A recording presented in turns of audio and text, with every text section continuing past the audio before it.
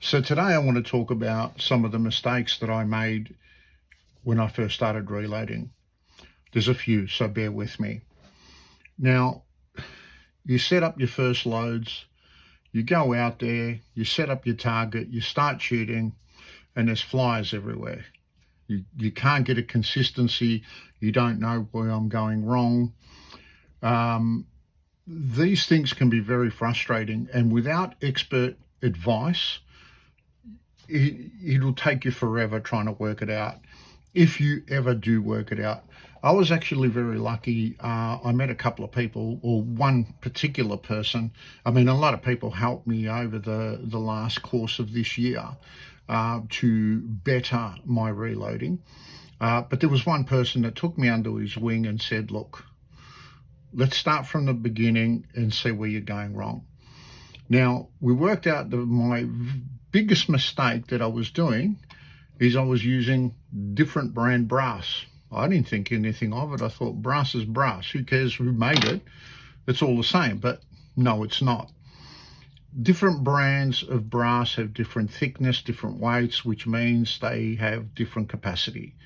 Now, if they're going to have a different capacity, that means that it's not going to be consistent. So you're not going to have a good group no matter how hard you try. So that was number one. Number two was my equipment, okay? And it was evident there that my chipped little lead dies were just never going to cut it.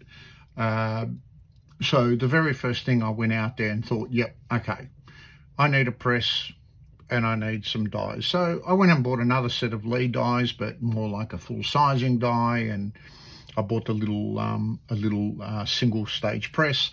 It wasn't that expensive, but you know, it was good to get started.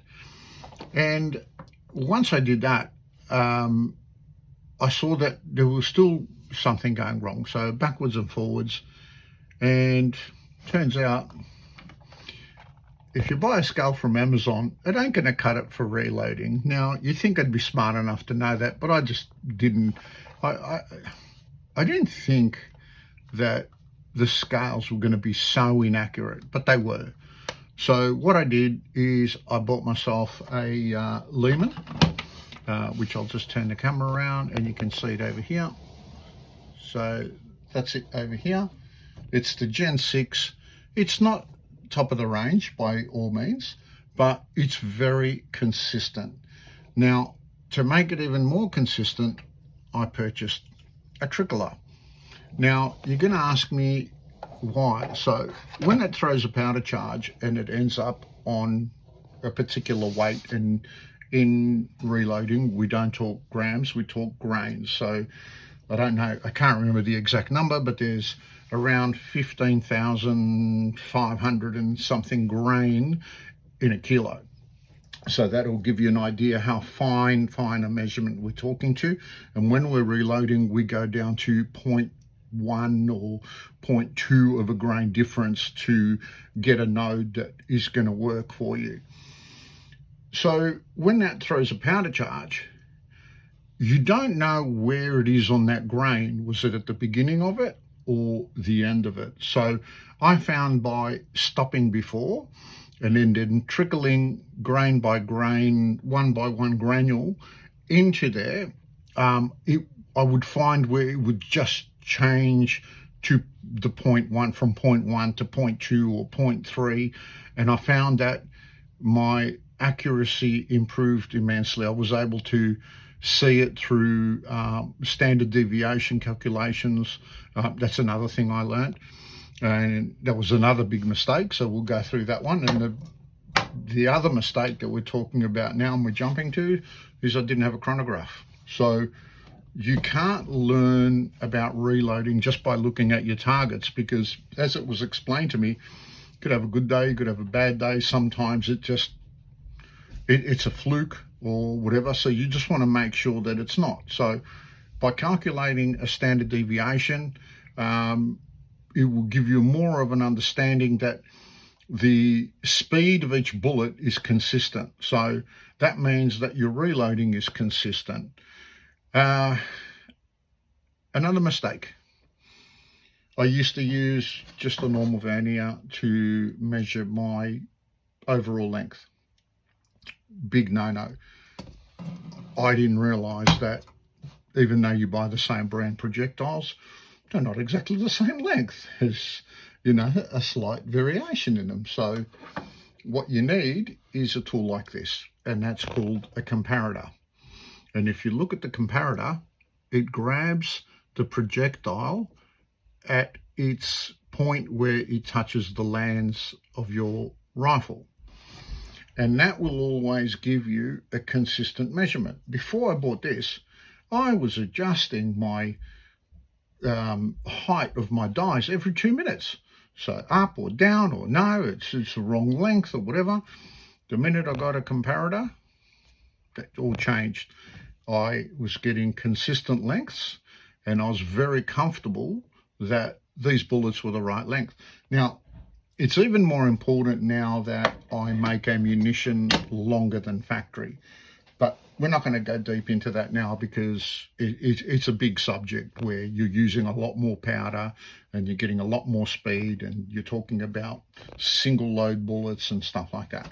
We're just going to go with the mistake. So as I said, mistake number one was brass scales, no chrono, no comparator. These are key fundamentals. So if you want to start reloading, the most important thing to do is you don't have to spend massive money. You want to start with a lead, get a no press. Don't do what I did, is I bought that open press. If you notice behind me, I've got my Hornady O single stage press, and that is fantastic. Now, there's a lot more expensive out there. It all depends on your budget. You can go and spend $300, you can spend $500, you can spend $900. It's up to you, to what your budget allows. But if you want to spend, say, I believe that O-Press is around $350 or $380, you're going to get consistent ammunition.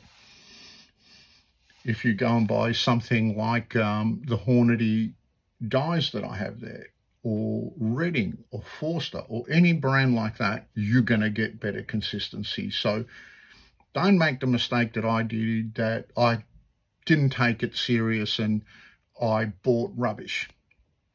Wait, save your money, buy something good and go out there. It was drilled into me by other shooters that, you know, oh, why are you wasting your time? I thought I was smarter, but it turns out I was pretty dumb. So it was great once you get on, and it is fantastic once you get on the right track. And when you start seeing things like standard deviation drop. Now, I'll go a lot into that, because when people started talking to me about it, I thought, what are they talking about, standard deviation in shooting? So it's just basically consistency readings on your chronograph, okay? Anyway, look, they're the basic mistakes that I made. There's more along the way, and I'm sure in other videos I will bring them forward to you, but it's food for thought. If you want to start, same brass, reasonable scales. You don't have to spend a lot, but you need to spend $500-600 on scales. If you're not spending $500-600 on scales, don't waste your time, because you're not going to get any accurate weighing at all. Get yourself a reasonable single stage press and get yourself some good dies. See you soon.